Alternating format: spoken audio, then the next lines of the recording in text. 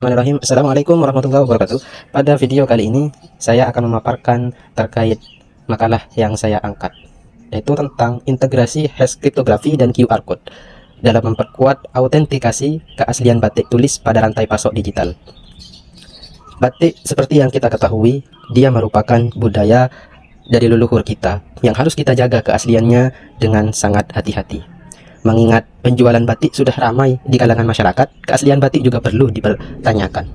Pada penelitian kali ini, tema yang saya angkat yaitu terkait kepalsuan rantai pasok pada produksi batik. Mengapa saya mengambil tema ini? Karena banyak sekali pada saat rantai pasok dijalankan, baik dari produsen, dia masuk ke pembeli atau transaksi selanjutnya, dari toko A ke toko B, hingga sampai pada konsumen, itu sangat dipertanyakan kepalsuan atau keasliannya. Maka dari itu, kita sebagai mahasiswa teknik harus mencari solusi pada keresahan masyarakat tersebut. Mengapa kita harus mencari solusinya?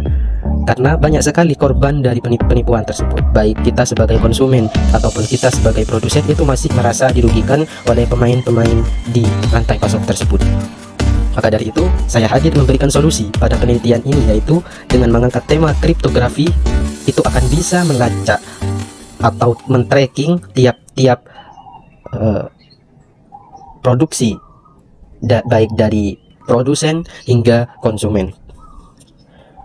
Setiap transaksi yang dilakukan mulai dari produsen, dia memberikan kepada agen yang lainnya, hingga kepada toko A dan toko B, hingga dia masuk pada konsumen, itu akan sangat perlu dilakukan sebuah tracking. Bagaimana caranya? Pada makalah tersebut sudah saya berikan solusinya, yaitu dengan cara membuat teknologi yang namanya kriptografi, di mana kriptografi ini akan dihash, datanya akan disimpan dan akan dimasukkan ke dalam blockchain melewati supply chain. Ketika produsen itu masukkan sebuah batik pada rantai pasok, dia tentunya pasti sudah memakai supply chain. Nah, dari supply chain inilah kita membawa sidik jarinya masuk ke dalam blockchain.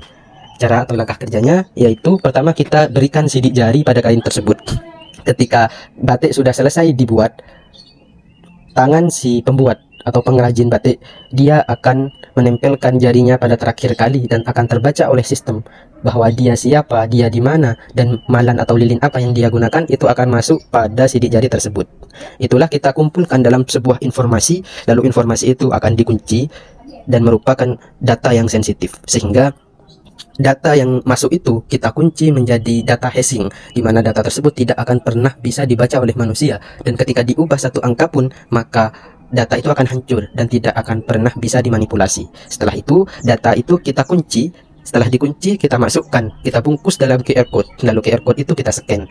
Nah, dari scan itu kita bisa memberikan sebuah rasa keamanan bagi konsumen, sehingga konsumen itu bisa mengetahuinya. Kalau misalkan batik A itu merupakan batik milik Bu Siti di kota A, nah itu langsung tanyakan pada sistemnya dengan cara kita scan QR kodenya. Jika benar-benar itu punya Bu Siti, maka dalam QR code itu akan di-tracking bahwasanya produsen yang membuat batik ini adalah Bu Siti. Sekian, terima kasih. Wassalamualaikum warahmatullahi wabarakatuh.